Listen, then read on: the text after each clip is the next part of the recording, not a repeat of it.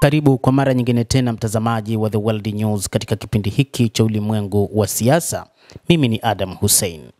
Meya mteule wa jiji la New York Zohran Mamdani amesema kwamba ikiwa Netanyahu ataingia New York katika mkutano ujao wa UNGA ataamuru akamatwe. Mamdani ameiambia televisheni ya ABC News kwamba atatoa hati ya kukamatwa kwa waziri mkuu wa utawala wa Israel Benjamin Netanyahu endapo ataingia ndani ya ardhi ya Marekani mwaka ujao kwa ajili ya kuhudhuria mkutano mkuu wa Baraza Kuu la Umoja wa Mataifa.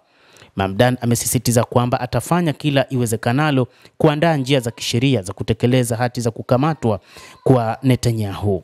Meya huyo mteule wa New York amefafanua kuwa nimeshaeleza mara kadhaa kwamba jiji hili linafuata sheria za kimataifa na sheria hizi zitatekelezwa wakati wa mkutano wa Baraza Kuu la Umoja wa Mataifa utakaofanyika katika jiji hili mwaka ujao. Miongoni mwa hati ambazo lazima zitekelezwe ni hati za ukamataji wa Mahakama Kuu ya The Hague. Mamdani ameendelea kubainisha akisema kwamba haijalishi kama hati hizo zimetolewa dhidi ya Benjamin Netanyahu au Vladimir Putin, sisi tunafungamana na maadili yetu. Katika mahojiano hayo na shirika la habari la ABC News, meya huyo mteule wa New York ameeleza pia akisema, tofauti na Donald Trump, mimi ninafanya kazi kwa kufuata misingi ya sheria na sio mimi kuweka sheria.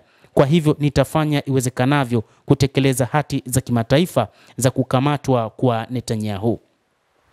Meya huyo mpya wa New York amesisitiza kwa kusema, ikiwa Netanyahu atakuja New York na ikiwa mimi sijafanya jitihada za kumkamata, sitakuwa meya wa New York, amesema Mamdani.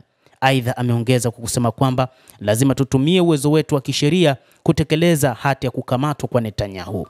Hata hivyo, wachambuzi wa mambo wanasema kwamba Mamdani anatafuta namna nyingine ya kuweza kutafutwa na Mossad ambao wamejaa karibia katika maeneo mengi ikiwa ni pamoja na Marekani, na wengi wakihofia usalama wake.